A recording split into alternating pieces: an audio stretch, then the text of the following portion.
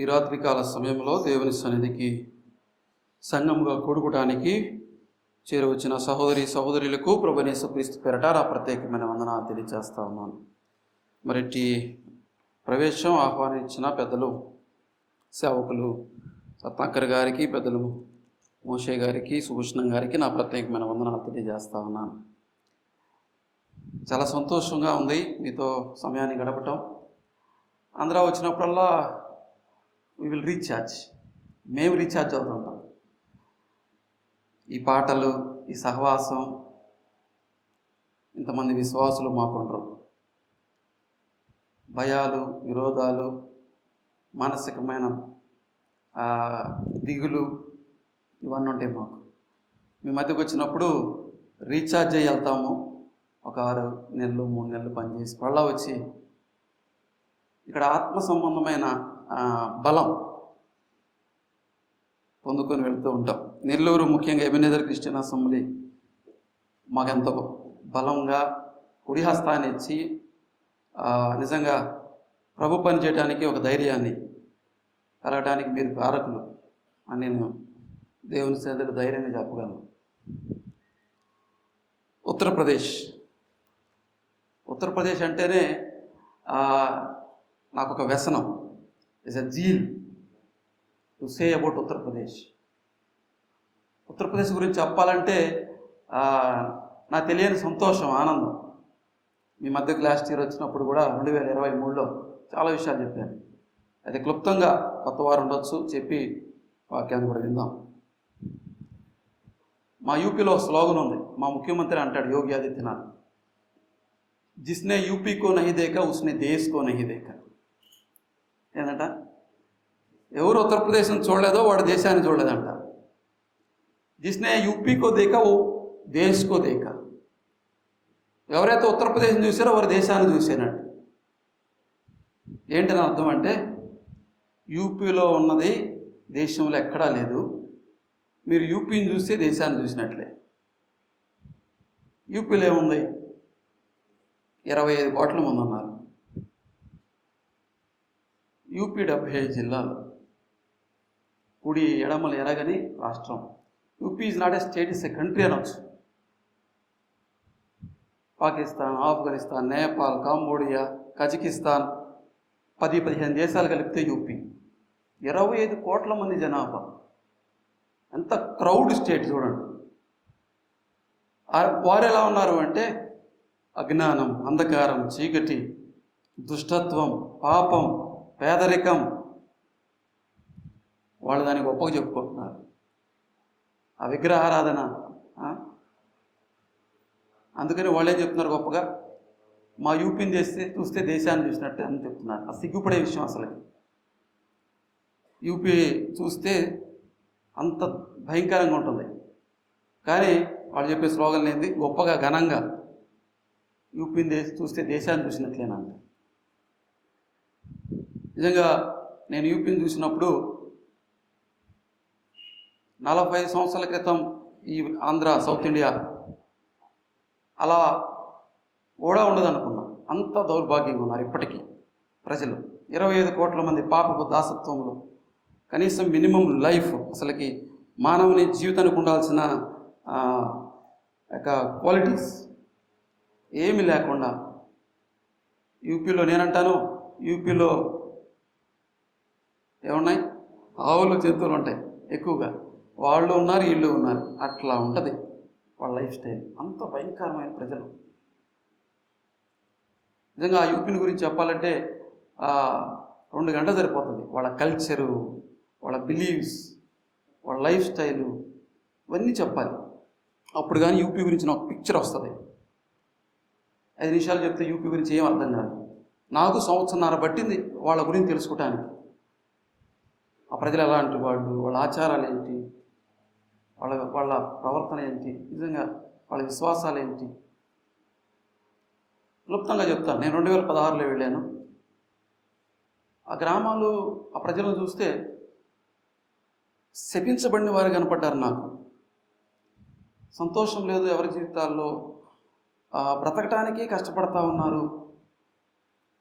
తిండి దొరకని పరిస్థితులు, నీతి, న్యాయం, ప్రేమ అసలు అవి కనపడవు.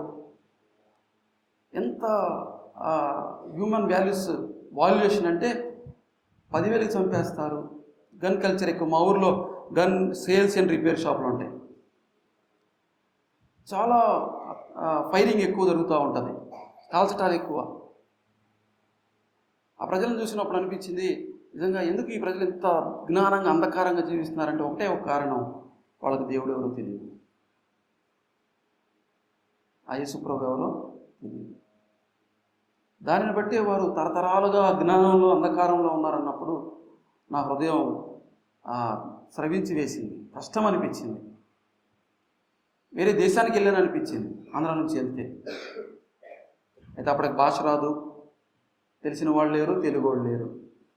ఒకటే ఉద్దేశం, ప్రభు పని చేయాలి ఇక్కడ, ఈ ప్రజలకు దేవుడు ఎవరో పరిచయం చేయాలని ప్రభు కృపను బట్టి అక్కడ నిలబడి మరి 9 సంవత్సరాలు ప్రభు పని చేయడానికి ప్రభు తన కృపాహస్తం నాకు తోడుగా ఉంచాడు. గ్రామాలకు వెళ్ళి యేసు ప్రభు గురించి చెప్తా ఉంటే కౌన్ హై యేసు అన్నారు. కౌన్ హై యేసు. ఇక్కడేమో సభలు, ఉజ్జీవ సభలు, మహాసభలు, పండగలు.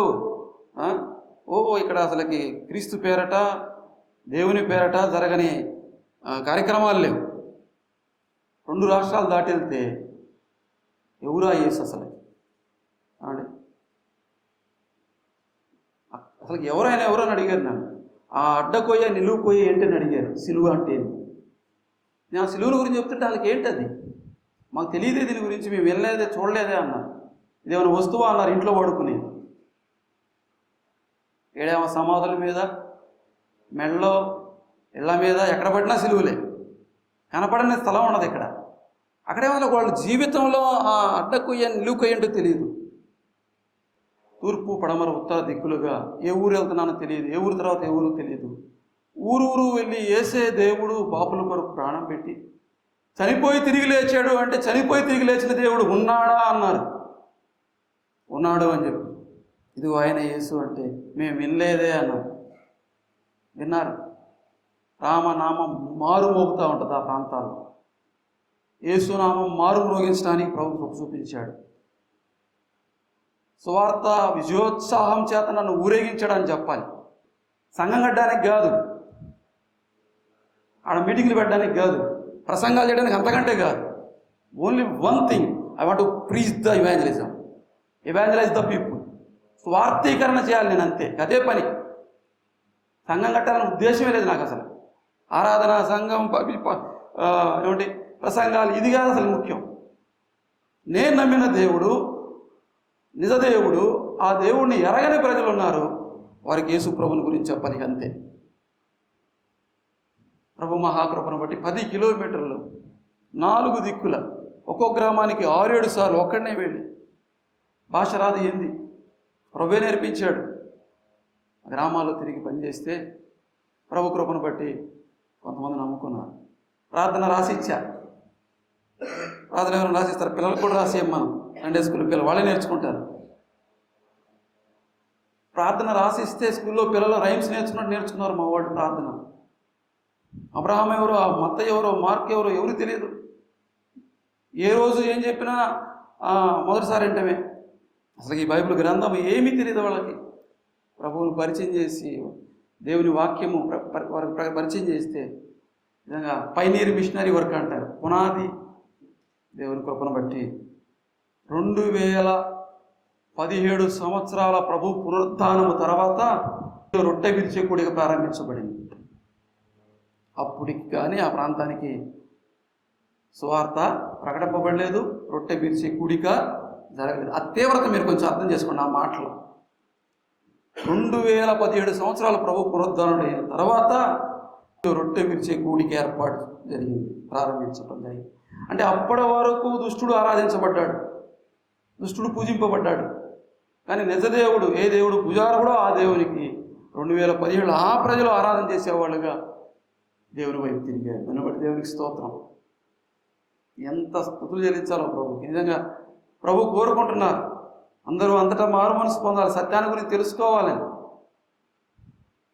మేము ఎంతో సంతోషిస్తా ఉన్నాం. దానికి ప్రభు ఆంధ్ర తెలంగాణ నుంచి తెలుగు మిషనరీగా, తెలుగువాడిగా మన ప్రధాన సంఘాల నుంచి నన్ను తీసుకొని వెళ్ళినందుకు నేను ధన్యుణ్ణి, నా భాగ్యం, ఇట్స్ మై ప్రివిలేజ్ అని ప్రభుని స్తుతిస్తా ఉన్నాను. పనిచేస్తూ ఉన్నప్పుడు ఆంధ్రాలో ఎవరు తెలియదు. 2 సంవత్సరాలు సైకిల్ దొక్కే, 2 2 వీలర్స్ ఉన్నాయి నాకు ఇక్కడ. BSc BEd doctor KKR Gautam స్కూల్లో మ్యాథమెటిక్స్ టీచర్ని. ఆ తీవ్రత ఎలా ఉందంటే సుఖం, నిద్ర, ప్రాణం ఇక కాదు ఇక పని, సువార్త అంతే. అవునాడు కదా అగ్రిప్ప, పౌలా నువ్వు వెర్రివాడవు, నీకు అన్నాడు, పిచ్చి పట్టింది అన్నాడు. నిజమే అన్నాడు పౌలు. ఆ పిచ్చి ఏ పిచ్చి? అది స్వార్థ పిచ్చి. అది పట్టాలి మనందరికీ. మేము ఆడ నుంచి వచ్చి ఏడ ప్రసంగాలు చేయడం నాకు ఇష్టం ఉండదు అసలు. ఎక్కడికి వెళ్ళినా ఈ ప్రసంగాలు ఎప్పుడు వింటానే ఉంటారు. నిజంగా పౌలు స్వార్థ కొరకు వెర్రివాడు అడిగిపోయాడు. లోకానికి పెంటగా, లోకానికి దరిద్రుడిగా కనపడ్డాడు.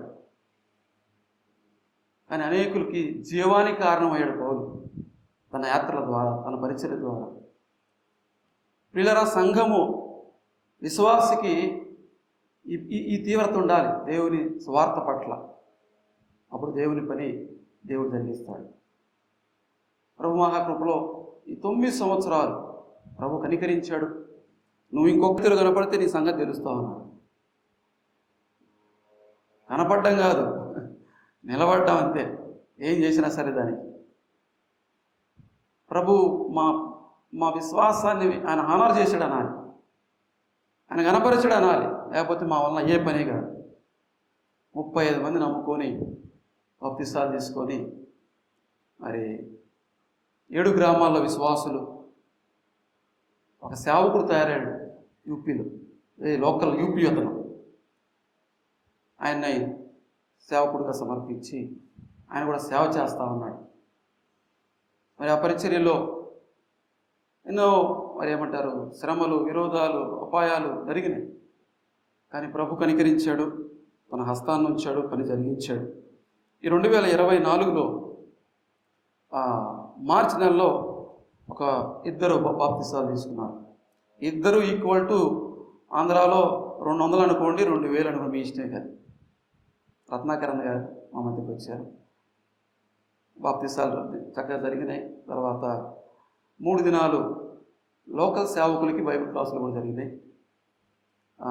అన్నాలో ఉన్నారు మా మధ్య. తిరిగిన మళ్ళా సెప్టెంబర్లో మళ్ళీ బైబిల్ క్లాసులు పెట్టాం అక్కడ ఉన్న యూపీలో ఉన్న సేవకులకి. వాళ్ళెవరు అంటే వాళ్ళు బాంబే ఢిల్లీ పనులకి వెళ్ళి రక్షింపబడ్డవాళ్ళు. వాళ్ళు ఊళ్ళో ఎవరు వెళ్ళి సువార్త చెప్పలా వాళ్ళకి. వాళ్ళు పనులకి వెళ్ళి రక్షింపబడి ఇక్కడ కూడా పనులకు వస్తారు కదా. వాళ్ళు పనులకి వెళ్ళేసి ప్రభుని నమ్ముకొని ఈ నిజదేవుడిని మా గ్రామాల్లో చెప్పాలని సువార్త చేయడానికి వాళ్ళ గ్రామాలకు వచ్చి పనిచేసినప్పుడు వాళ్ళ బంధువులు రక్షింపబడితే సంఘాలు కట్టబడి వాళ్ళు సేవకులు. అక్కడ రత్నాకరణ మా దగ్గరికి 4 సంవత్సరాల క్రితం వచ్చినప్పుడు వాళ్ళని చూసి అయ్యా మరి వీళ్ళు మొదటి సేవకులు, మొదటి విశ్వాసులు, మరి వీళ్ళకి సత్యాలు తెలియదు, బైబిల్ తెలియదు, ఇక్కడ విశ్వాసకున్న జ్ఞానం లేదు వీళ్ళకి, మనం వీళ్ళకి బైబిల్ క్లాసులు పెట్టాలి అన్నాం. సరే అప్పటికి నా దగ్గర అద్దెలలో నుంచి చిన్న స్థలం తీసుకున్నాం, కట్టాం. అప్పటికి పైన లేదు, వెనక ఏమీ లేదు. కానీ అన్న ఒక తలంపు నా హృదయంలో ఉంచినప్పుడు ప్రార్థన చేశాం. నిజంగా ప్రభు యూపీ తీసుకొచ్చింది దేనికి? కేవలం సంఘం కట్టడానికే కాదు, ఇంకేమన్నా ప్రభు చిత్తమైందో కనిపెడదామని ప్రార్థన చేస్తే ప్రభు కృపను బట్టి వెనకాల కూడా స్థలం తీసుకున్నాం. బైబిల్ క్లాసులు సేవకులకు పెట్టాలంటే అకామిడేషన్ చేయాలి. బయట మనకులాగా ఇప్పుడు మీరు ఇంకా మైకులు పెట్టారు, నాకు ఇప్పుడు అక్కడ దడదడగా ఉంది. ఏంది వీళ్ళు మైకులు పెట్టారు, అంతమంది వచ్చారని. మాకు మైకులు ఉండవు, కంజర్లు ఉండవు, తబలాలు ఉండవు, ఏముండవు. అద్దెలలో కిటికీలు తలుపులు వేసుకొని కాముగా స్తుతులు చెల్లించి ఆరాధన చేస్తాం. వచ్చేవాళ్ళని ఒకేసారి రావద్దు, ఇద్దరిద్దరు రండి, ముగ్గురు రండి, పోయేటప్పుడు ఒకేసారి పోవద్దు, ఒకళ్ళిద్దరుగా పోండి అని చెప్తుంటాం. అట్లా తలుపులు కిటికీలు వేసి చేసేస్తూ ఉంటాం. అప్పుడు రత్నాకరణ అన్నాడు, లేదు ఇక్కడ మనం సేవకులు క్లాసులు పెడదామని. అద్భుతం, ప్రభు కృప చూపాడు. వెనకాల స్థలం తీసుకున్నాం, మళ్ళా ప్రహరీ గోడది కట్టాం. బాప్తీసాలు వాటర్ హెడ్ ట్యాంకులు బాప్తీసాలు ఇచ్చేవాళ్ళం. పైన మనం వాష్రూమ్ కోసం పెడతాం వాటర్ హెడ్ ట్యాంక్, దాన్ని మూతి కట్ చేసి దాంట్లో సిస్టర్ని బ్రదర్ని దింపి అట్లా బాప్తీసాలు ఇచ్చాం. వెనకాల స్థలం తీసుకున్నప్పుడు బాప్తీసాలు తొట్టు కట్టుకున్నాం. ఇక పైన రూమ్స్ చేద్దామంటే రత్నాకరణ నువ్వు నేనేదంటే సరే అనేవాడు. డబ్బు ఎక్కడి నుంచి వచ్చింది, ఎలా చేద్దాం, ఇవి కాదు. చక్కగా పైన రూమ్స్ తయారైపోయినాయి. ఇప్పుడు బైబిల్ క్లాస్ స్టార్ట్ చేద్దాం. ఎంతమంది వచ్చిన అకామిడేషన్ ఇవ్వచ్చు. బయట మనం ఎక్కడ రెంట్కి తీసుకోలేం. అసలు మేము ఇక్కడ ప్రార్థన ఆరాధన సేవకుడు పాస్టర్ అంటే మేము ఉండే పరిస్థితి కాదు కదా. ప్రభు కృపను బట్టి ఆ పనులను అవగా బైబిల్ క్లాస్ స్టార్ట్ చేశాం. 23-24 మందికి 75 జిల్లాల్లో ఉన్న యూపీ లోకల్స్ వాళ్ళకి యూపీ చరిత్రలో మొదటి బైబిల్ క్లాసులు సేవకులకి. అక్కడ మిషనరీలు కేరళ నుంచి పోయిన వాళ్ళు ఉన్నారు, ఆంధ్రా నుంచి అయిన ఒకళ్ళని. వాళ్ళు 40 సంవత్సరాలు ఉన్నా కూడా సంఘం కట్టడం సేవకుని చేయటమే పెద్ద చావు అక్కడ. ఇక బైబిల్ క్లాసులు ఎక్కడ? యూపీ చరిత్రలో మొట్టమొదటి బైబిల్ క్లాసులు నేను చేయడానికి ప్రభు చూపాడు. ప్రభు మహాకృపను బట్టి వారికి అసలు బైబిల్ ఏంటి, ఒక్కొక్క పుస్తకం ఏంటి, మెసేజ్ ఎలా తయారు చేయాలి, సిద్ధాంతాలు ఏంటి, రత్నాకరణ తర్వాత 23-24 వరుసగా వచ్చి ఎంతో సహాయం చేశారు. పిల్లలు ఎందుకు చెప్తున్నామంటే ఒక విజన్, మనం ఉన్న ప్రాంతంలో మనం ఏం చేయగలం, ఏ పని చేయాలి, ఆ రీతిగా యూపీలో ఇప్పటి వరకు ఆ పని చేయడానికి ప్రభు కృప చూపాడు. కానీ నా వల్ల ఇంత అయింది. ఈ 9 సంవత్సరాలకి ఇంకా 50 జిల్లాలు ఖాళీగా ఉన్నాయి యూపీలో. సేవకులు లేని జిల్లా అసలు పని జరగని జిల్లా. గ్రామాలకు వెళ్తే ఇదే యేసు ఎవరు, ఎంత పని ఉందో కదండి. మరి ఆ పరిచర్యకు ఆత్మీయంగా మరి మీరు ప్రార్థన చేశారు, పెద్దలుగా సహకరించారు అన్నవాళ్ళు. నేను వచ్చిన ప్రతిసారి అన్ని విధాలుగా మాకు ఎంతో ప్రోత్సాహాన్ని ఇచ్చారు. ఆ పనిలో మీరు పాలి భాగస్తులు. You are the part takers. అర్థం చేసుకోండి, నిజంగా మీరంత ధన్యులో. మీ అందరికీ నిజంగా నా హృదయపూర్వకమైన వందనాలు. ఆ పరిచర్యకులు ప్రార్థిస్తున్నారు. ఇప్పుడు ఈ విషయాలు విన్న వాళ్ళు యూపీ కొరకు ప్రార్థన చేయకుండా ఆ రోజు ప్రార్థన ముగించొద్దు. మొదటి మాట. రెండవది, నెలలో ఒక రోజన్నా సంఘంలో కాకపోయినా నీ ఇంట్లోనైనా యూపీ కోసం ఉపవాస ప్రార్థన చేయాలి, ఫాస్టింగ్ ప్రేయర్ చేస్తే నిజంగా ఆ పనిని ప్రభు ఇంకా కొనసాగిస్తాడు. బ్రదర్ అన్నట్లు అసలు మేము అక్కడ ఆరాధన పెట్టడమే కష్టం, అక్కడ మేము ఉండటమే కష్టం. ఎందుకు వచ్చారు, ఏం చేస్తున్నారు ఇక్కడ కదా. నేను మొదట అద్దెంట్లో ఉన్నప్పుడు మా ఓనర్ గారే పోయి పోలీసులు తీసుకొచ్చాడు.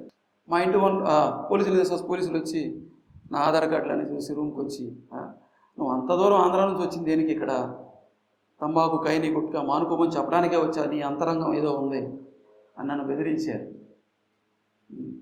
బయట పోరాటాలు, లోపల భయాలు. అపోస్తల కార్యగ్రంథంలో జరిగిన అన్ని అనుభవాలు మా జీవితంలో అనుభవించాం అక్కడ. కానీ ప్రభు కృప, ప్రభు కనికరించి ఆ పనిలో నిలబెట్టి వాడుకుంటా ఉన్నాడు. ఇంకొన్ని విషయాలు నేను వాక్యంతో పాటు మీకు పంచుకుంటాను. అపోస్తల కార్యాల గ్రంథం 11వ అధ్యాయం 19 చూద్దాం. 11-19. స్టెఫెను విషయంలో కలిగిన శ్రమను బట్టి చెదిరిపోయిన వారు యూదులకు తప్ప మరి ఎవరికి నీ వాక్యము బోధింపక ఫెనీకే, కుప్ర, అంత్యోక్య ప్రదేశంలో వరకు సంచరించిరి. కుప్రీలు కొందరును కురేనీలు కొందరును వారిలో ఉండిరి.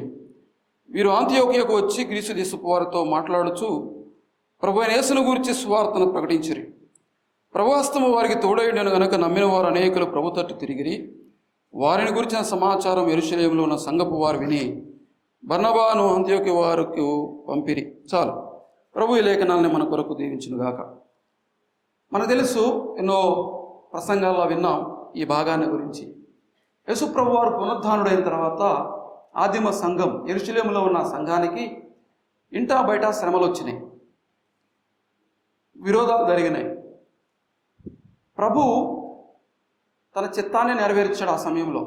అపోస్తలుల కార్యగ్రంథం 1వ అధ్యాయం 7-8 వచనాల్లో ప్రభు అన్నాడు, మీరు నాకు సమరయ, యోదయ, అంత్యోక్యలో నాకు సాక్షులై ఉంటారు అన్నారు. ప్రభు చిత్తమాన్ని బట్టి ఆ యెరూషలేము సంఘం చెదిరిపోయింది. ప్రభు గురించిన సువార్త అనేకులకు తెలియచేయాలనే ప్రభు ఈ శ్రమను వారికి తీసుకొని వచ్చాడు. చెదిరిపోయిన వారు ఏం చేస్తూ ఉన్నారంట, 19వ వచనంలో, వారు అంత్యోక్య ప్రదేశములకు వచ్చి సువార్త ప్రకటించుచుండిరి. ప్రభు అయిన యేసును గురించిన సువార్త ప్రకటించుచుండిరి. చూడండి, they are shifting from one place to another place.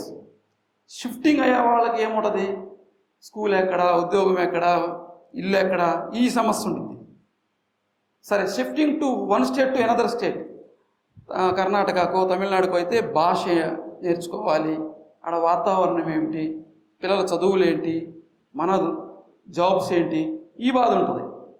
అది షిఫ్టింగ్ టు అనదర్ కంట్రీ అంటే ఇంకా సమస్యలు పెరుగుతూ ఉంటాయి. షిఫ్టింగ్లోనే ఎంత సమస్యలు ఉన్నాయి.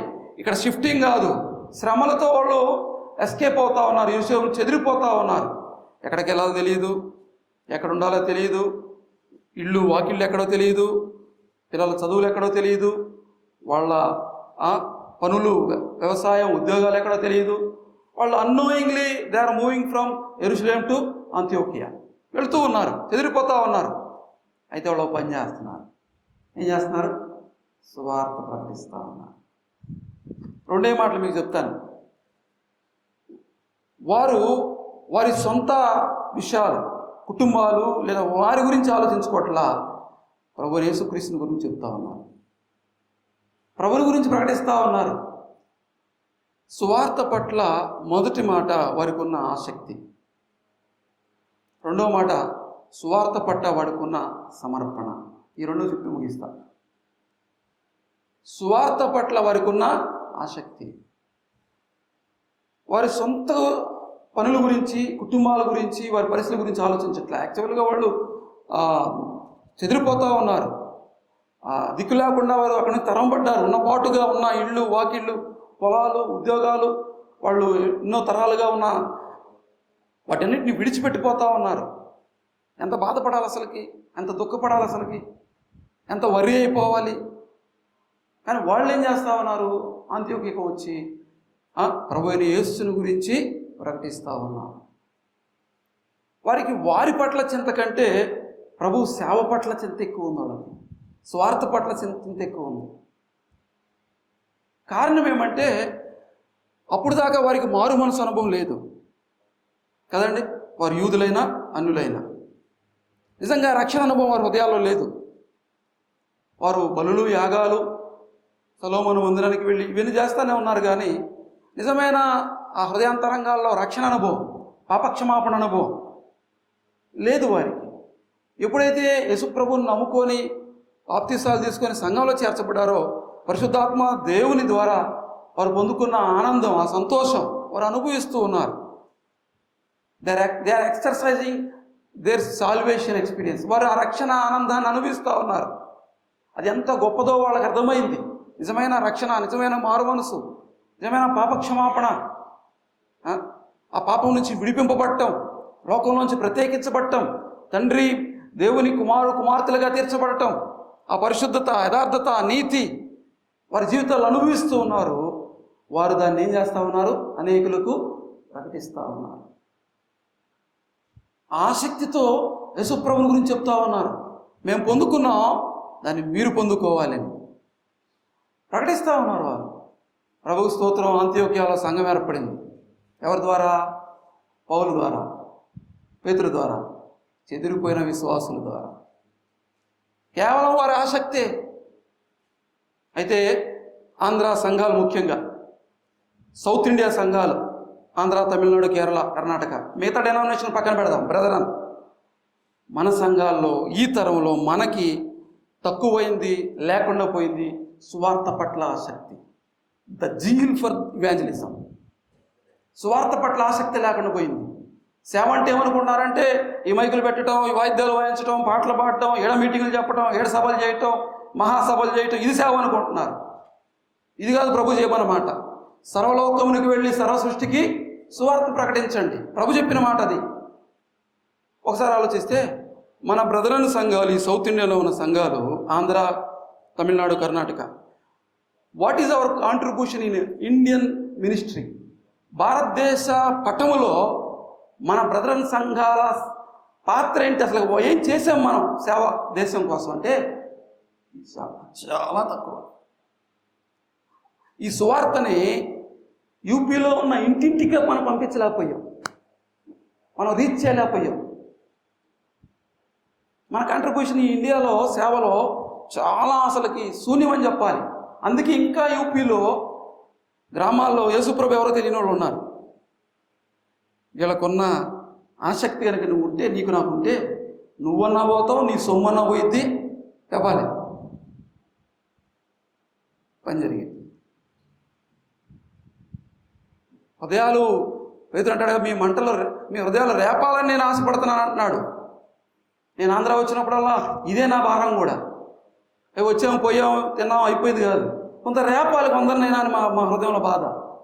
ఏం చేసాం దేశం కోసం? దేవుని సేవ కొరకు, స్వార్థ వ్యాప్తి కొరకు ఆలోచిస్తే చాలా శూన్యం.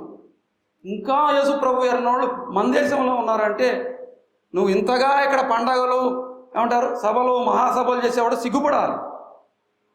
నేను సేవకునని మా బజార్లో ఎవరు తెలియదు, చిలకలూరుపేటలో. నాకు సిగ్గు, నేను సేవకుని చెప్పుకోవడానికి. ఇక్కడ అందరం ఏం చేసాం మనం? ఏం సాధించాం? ఇంకా కోట్ల మంది 25 కోట్ల మంది ఉన్నారు యూపీలో, గ్రామాల్లో యేసుప్రభు ఎవరున్నాడు ఎరగని వాళ్ళు. అందుకని పౌలు కూడా ఏమన్నాడు? యేసునామం ఎరగని వారికి యేసునామం ప్రకటించాలని నేను మిక్కిలి ఆశ కలిగి ఉంటున్నట్లు నేను ప్రకటించి తిని. ఎరగని వారు వేరు, నమ్మని వారు వేరు.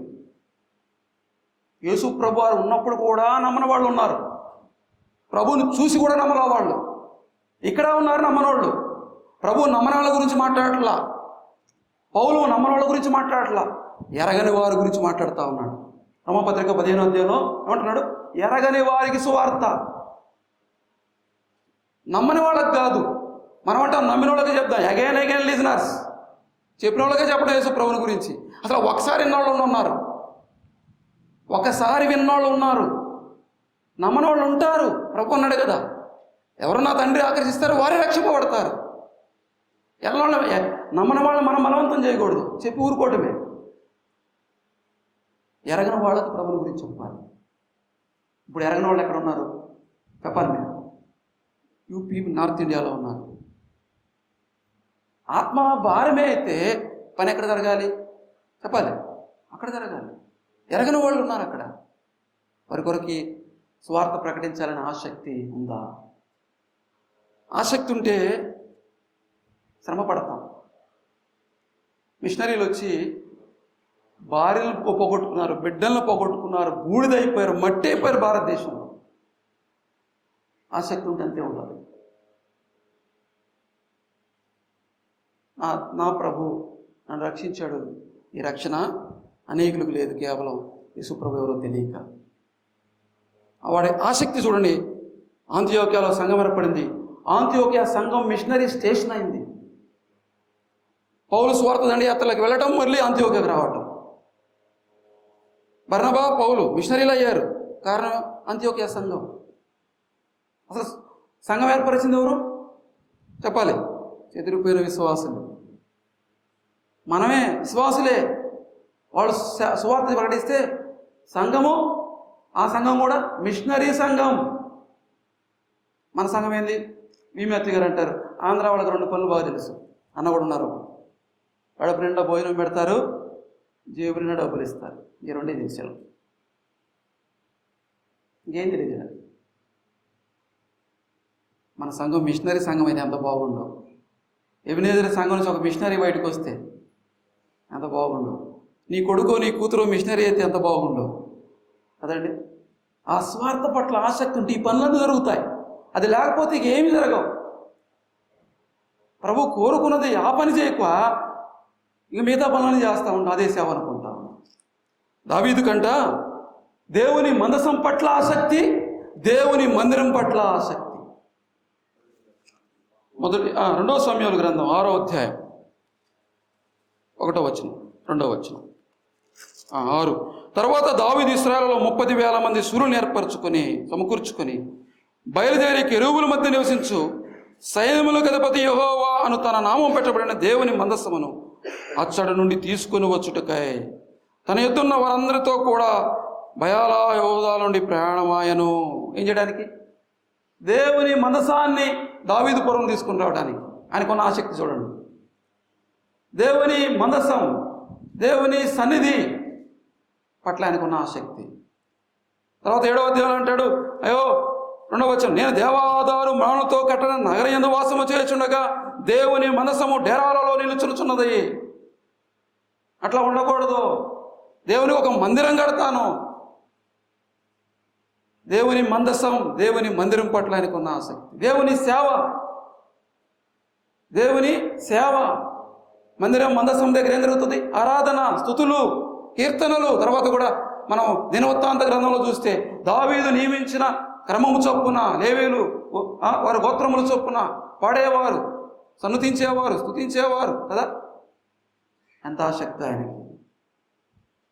మనకి సువార్త పట్ల ఆసక్తి లేకుండా పోతాం. ఏం ఆసక్తి? అందరూ తమ సొంత కార్యాలు చూసుకొస్తున్నారు. మా బిడ్డలు అమెరికా పోవాలి, ఆ దేశం పోవాలి, ఈ దేశం పోవాలి, అంత సంపాదించాలి, ఇది సంపాదించాలే కానీ అసలు స్వార్థ కొరకు మన బిడ్డల్ని మిషనరీలు చేద్దాం. మన దేశాన్ని, మన ఆంధ్రాన్ని దాటి పంపిద్దాం. నేను అమలాపురం పోతే ఒక సహోదరి అంది, అన్న నేను దుబాయ్ లేనన్నా అంది. ఏం చేయడానికి అమ్మంటే అంటుతూ ఉంటాను. ఎంత ఇచ్చారంటే ఇట్లా అన్న అప్పులోనే వెళ్ళాను. భార్యలని డబ్బు కోసం దుబాయ్ పంపిస్తున్నారు కానీ విశ్వాసులు కూతుర్ని కొడుకుని సేవ కోసం ఇండియానే, యూపీ, బీహార్, పావు దుబాయ్ పోతారు. చదువు లేదు, పాస్పోర్ట్ నెంబర్ తెలియదు, ఏమీ తెలియదు, దుబాయ్ పోతారు. అమలాపురం నుంచి పోతారు. సేవనేలాగే భయం, యూపీలో ఏమవుతుందో, ఏం చేస్తారో. ఆసక్తి లేకపోతే ఇవన్నీ వస్తాయి.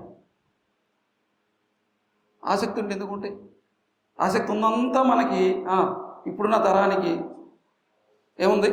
సంపాదన, సుఖం, మన బ్రతుకులు, ప్రభు సేవ, ఇదే సేవ, మీటింగులు, భోజనాలు. ఎంత విచారం! దావీదుకు దేవుని మందసం పట్ల, మందిరం పట్ల ఆసక్తి. కీర్తన గ్రంథం 69:9 ఏమన్నాడు? కీర్తనలో 69:9 ఏమంటాడు? నీ ఇంటిని గూర్చి ఆసక్తి నన్ను భక్షించుచున్నది. ఆయన సింహాసనాన్ని గురించి కాదు కదండి, తన సింహాసనాన్ని గురించి కాదు.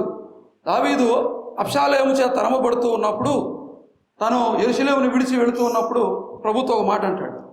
ప్రభువా, నీ కృప నాపై ఉన్నట్లయితే దానిని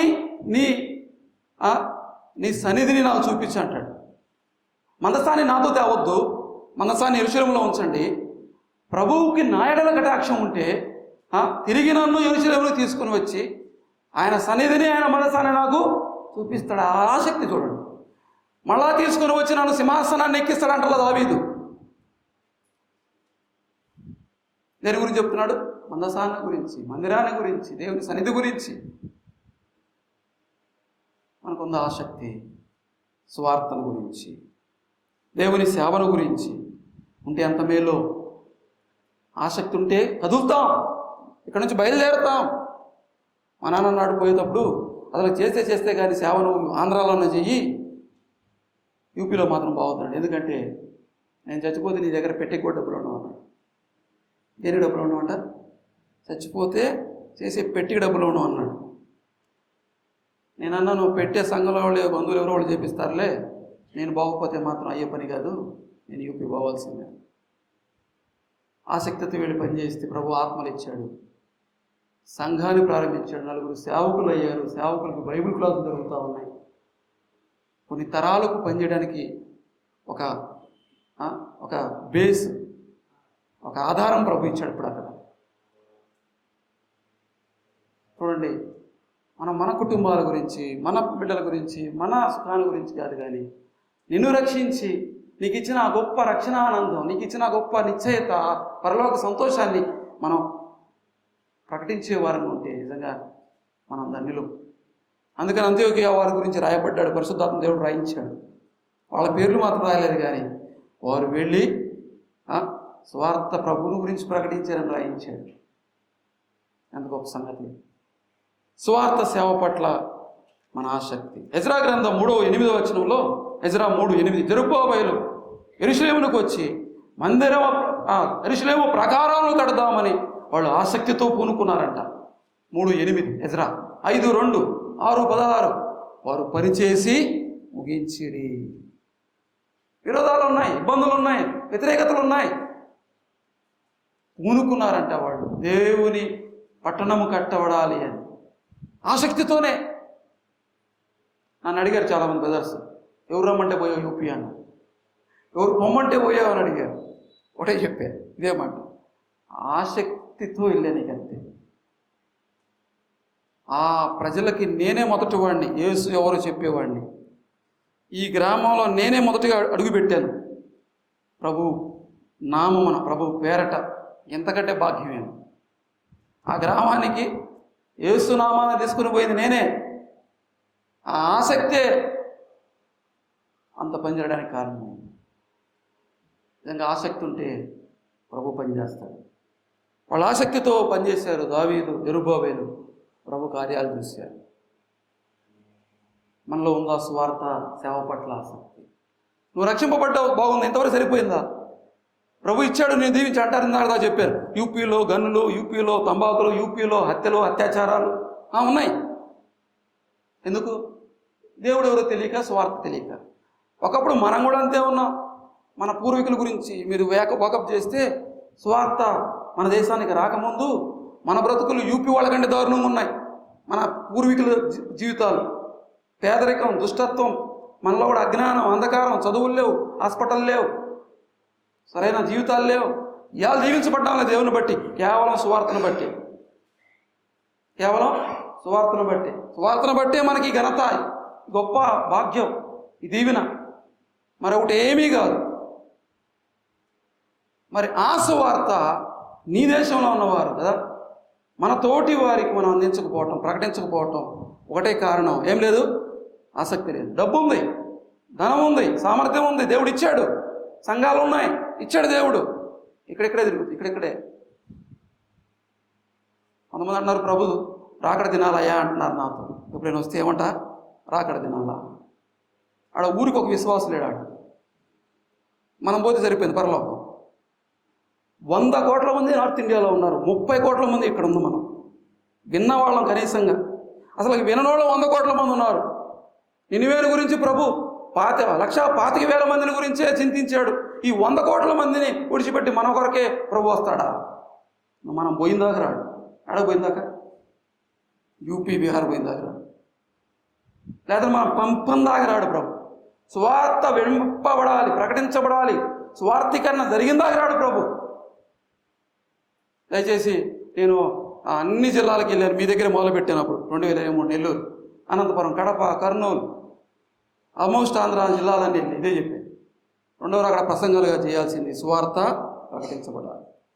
ప్రభు ఇప్పుడిప్పుడే రాడు, మనకు ఆసక్తి ఉండాలి. రెండవ మాట నేను చెప్పి ముగిస్తా.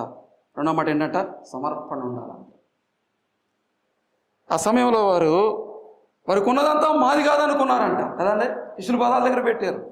ధనం, వారి సమయం, సామర్థ్యం మాది కాదు. సమర్పించుకున్నారు, ఖర్చు పడ్డారు వాళ్ళు దేవుని కొరకు. మనం సమర్పించుకున్నాం ఆ సేవ కోసం. ఎంత ఖర్చు పడ్డాం? నేను స్కూల్లో ఉద్యోగం చేసేటప్పుడు కేకేఆర్ గౌతమ్ ప్రైవేట్ స్కూలు, బాగా కష్టపడేవాడిని. క్లాసులు, స్టడీ అవర్స్. అప్పుడు అనుకుంటునేవాడిని, నా రక్తవంతుల కోసం ధారపోస్తున్నాను ప్రభువా, నా శక్తి అంతా వీళ్ళ కోసం ధారపోస్తున్నాను అని బాధపడ్డా. కానీ ఈ 10 సంవత్సరాలు చాలా ఆనందంగా ఉన్నా. ఈ 10 సంవత్సరాలు నా చెమటంతా మా ఆవిడనికి ఏంటి, స్కూల్కి రెడీ అయినట్టు రెడీ అవుతాను. మా ఆవిడ ఫోన్ నెంబర్ అక్కోళ్ళ దగ్గర అడగండి ఫోన్ చేసి. యూపీలో ఉంటే స్కూల్కి రెడీ అయినట్టు రెడీ అయిపోతాయి. 8:30కి డ్యూటీ, బయటికి వెళ్ళిపోతాయి కదా, ఇంట్లో ఉండేది లేదు. మళ్ళీ 12:30కి వస్తా, వాళ్ళ గదిలో నేను మందిరంలో. మళ్ళీ 3:30కి డ్యూటీ, మళ్ళీ 4:30కి, మళ్ళీ 8కి ఎక్కడో కూడిక. ఏంది భార్య పిల్లలు మేము ఇంట్లో ఉన్నాము. ఏమంటే ఏం చెప్తున్నాంటే, ఖర్చు అవ్వాలి దేవుని కోసం. అంత దూరం పోయింది, ఆడపోయి హాయిగా నిలబడడానికి కాదు. అది ఇక్కడ ఉంది, తిండి తిప్పలని కదండి. సేవ కోసం ఖర్చు అయితే ప్రభు పనిచేస్తాడు. మనం ఖర్చు పడాలి. ఎక్కడా ఖర్చు కాకుండా ఏ దేశంలో దేవుని పని జరగల. ఇప్పుడు మనం ఇట్లాగా చక్కగా ఈ ప్రాంతంలో ఇలా ఉన్నామంటే ఖర్చు పడ్డారు కొంతమంది. సెలస్ ఫాక్స్ గారు, అగ్రిప్ప గారు, మన పూర్వీకులు. సువార్త కొరకు సమర్పించుకోవటం, ఖర్చు పడటం దేవుడు కోరుకుంటా ఉన్నాడు.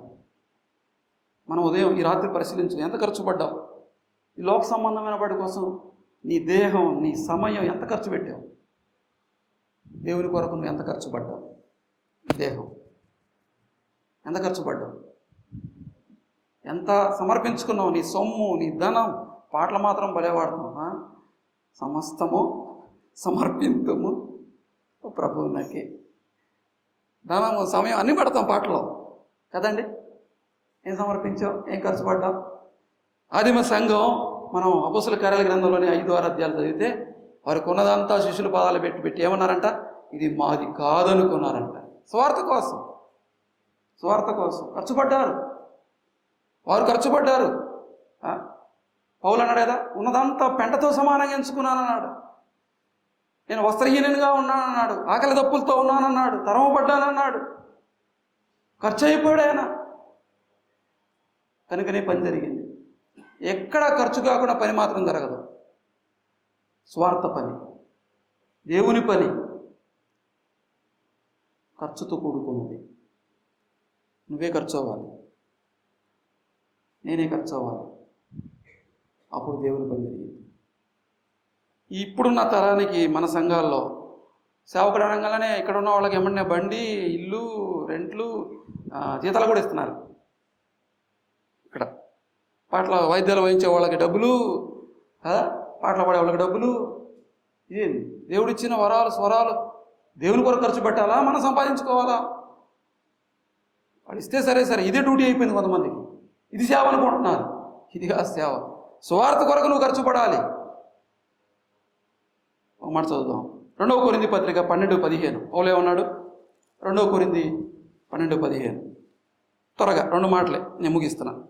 2వ కొరింథీ 12:15 చదువన్నా. 2వ కొరింథీ 12:15. కాబట్టి నాకు కలిగినది యావత్తును మీ ఆత్మల కొరకు బహు సంతోషముగా వ్యయపరిచెదను, నన్ను నేను వ్యయపరుచుకున్నామా? నన్ను ప్రభుడే చెప్తా, యూపీ కోసం ప్రభా 10 సంవత్సరాలు నేను వ్యయం చేసుకున్నా. ఖర్చు అయ్యా, నేను ఖర్చు పడ్డా. నా కష్టం, నా చెమట వచ్చి అక్కడ ఖర్చు కూడా సేవ కోసం, స్వార్థ కోసం, ఉద్యోగాల కోసం, ఈ లోక సంబంధమైన డబ్బు కోసం కదండి. అవి కొంతకాలం మళ్ళీ అన్ని బోధలు వింటానే ఉంటాం ఇక్కడ మనం. యాకోబు పత్రికలు నీ ధనం, నీ సొమ్ము, నీ బంగారం, ఆ తుప్పు నీ మీద సాక్ష్యం చెప్పిద్దని యాకోబు పత్రికలు మనం వింటారు. ఆ తుప్పు కోసం కరిగిపోతున్నాం. దేవుని ఎదుట నిలబడే ఏమిటది దేవుని సేవ, దానికోసం మాత్రం ఖర్చు అవ్వట్లా. పౌలు అంటున్నాడు, నేను మీ ఆత్మల కొరకు ఖర్చు అవుతాను, వ్యయపరచెదను, నన్ను నేనే ఖర్చు పెట్టుకుంటాను. నెహెమ్యా గ్రంథం 5:16-19. నెహెమ్యా అంటాడు, దేవుని ప్రాకారాలు కట్టబడుతూ ఉండగా దేవుని పని కొరకు నా బల ఎదుట రోజుకి కొన్ని 100 మందికి భోజనం సిద్ధపరిచాను. చదవండి 5:16-19 ఇంటికి ఎంత ఖర్చు పడ్డాడు ఆయన. ప్రభువా, ఇందును బట్టి నన్ను జ్ఞాపకం చేసుకో, నీకోసం ఖర్చు పడ్డా నేను. నెహెమ్యా అంటున్న మాట ఏమంటున్నాడు? ఇందును బట్టి నీ కోసం ఖర్చు పడ్డా నేను, నీ పని కొరకు ఖర్చు పడ్డా. నేను సంపాదించుకున్నావాడిని కాదు, ఖర్చు పడ్డా. ప్రియులారా, స్వార్థ సేవ పట్ల మనకు ఉండవలసిన ఆసక్తి, స్వార్థ సేవ పట్ల మనకు ఉండవలసిన సమర్పణ. ఇప్పుడు ఈ జనరేషన్లో ఇక ఇంత దిగజారి ఉన్నామంటే ఆసక్తి విషయంలో, స్వార్థ సేవ పట్ల, మరి ఇక రాబోయే తరాల్లో అసలు ఇంకేమైపోతారు కదండి. ఇక్కడ సేవకులకే ఇబ్బంది పడతా ఉన్నాం. ఇక్కడ సేవకుల కోసం గడదా పోయేది ఎవరు? ఎరగని వారికి ప్రకటించేది ఎవరు? ప్రభువు నాడు మా నిమిత్తము ఎవడు పోవు. నువ్వు పోతావా? నీ బిడ్డలు పోతారా? నీ సొమ్ము పంపిస్తావా? ఆలోచించుకోవాలి, సమర్పణించుకోవాలి, ఆసక్తి కలిగి ఉండాలి. నిజంగా ఆ తీవ్రత మీ హృదయాల్లో దేవుడు పుట్టించాలని నేను ఆశపడతా ఉన్నాం. ఎందుకంటే అది కొన్ని తరాలకు దీన్ని కీప్ ఆన్, ఆ ఆసక్తి, ఆ సమర్పణ సేవ పట్ల దేవుడు కోరుకుంటా ఉన్నాడు కదా. ఒక తరంతోనే ఆయన సేవ ఆగిపోవాలని ఆయన కోరుకోవట్లా. పని ఎంతో ఉన్నది, మనం చూస్తూ ఉంటాం. కోత ఎంతో స్థారంగా ఉంది. చెప్తా ఉంటాం బోధలు, మనం కూడా అందరం వాక్యం చెప్పేవాళ్ళం. ఆసక్తి సమర్పణ విషయంలో మనం బలహీనలు. ఒప్పుకుందాం ప్రభు దగ్గర, ప్రభువా, నేను సువార్త పట్ల ఆసక్తి లేకుండా ఉన్నాను, సమర్పణ లేకుండా ఉన్నాను. ఒప్పుకుందాం. ఏమో ఇక్కడున్న బిడ్డలు, వీళ్ళున్నారు, పిల్లలు వీళ్ళున్నారు, పిల్లలకి అలాగా పెంచి వాళ్ళని పెద్ద చేస్తే ఏమో దేవుడు నీ బిడ్డల్ని దేవుని సేవకు పిలుచుకొని సువార్త ప్రకటించేవారుగా మిషనరీలుగా మారిస్తే అది అంత గొప్ప సంగతి. విషయాన్ని మన హృదయంలో ఉంచుకుందాం, ప్రార్థన చేద్దాం. అలాగున ఆసక్తి సమర్పణ కలిగి జీవిద్దాం. ప్రార్థన చేయండి. మరి అక్కడ పరిచర్య కొరకు ప్రభు ఎప్పుడు దాకా కాపాడితే అప్పుడు దాకా పనిచేస్తాం. నేను అంటాను, 1 day ఈజ్ ఫర్ అస్. మా కోసం ఒక రోజున ఉంది. పట్టబడటం, జైల్లో ఏడిపడటం, శ్రమ పట్టడం. ఎందుకంటే మన బైబిల్ క్లాస్ సెప్టెంబర్లో జరిగిన తర్వాత ఈ 23 మంది నుంచి ఒక బ్రదరు ఇంటికి వెళ్ళిపోయారు. అందరూ ఆరాధన ఇంట్లో ఆదివారం చేసుకుంటా ఉన్నారు. అన్ఎక్స్పెక్టెడ్ పోలీసులు వచ్చారు. బ్రదర్ యూపీ అతనే, వీళ్ళందరూ యూపీ వాళ్ళే. 25 మంది తీసుకెళ్ళి జైల్లో వేశారు. 2 రోజులు జైల్లో ఉన్నాడు. ఇప్పుడు ఆదివారం కూడుకోవటం మానేశారు.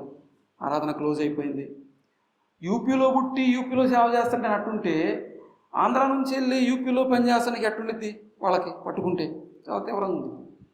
కానీ దానికి సిద్ధపడే ఉన్నాం. ఒకరోజు అది ఉంది. కానీ ఆలోపు మేము వేయాల్సిన పని మేము చేయాలి.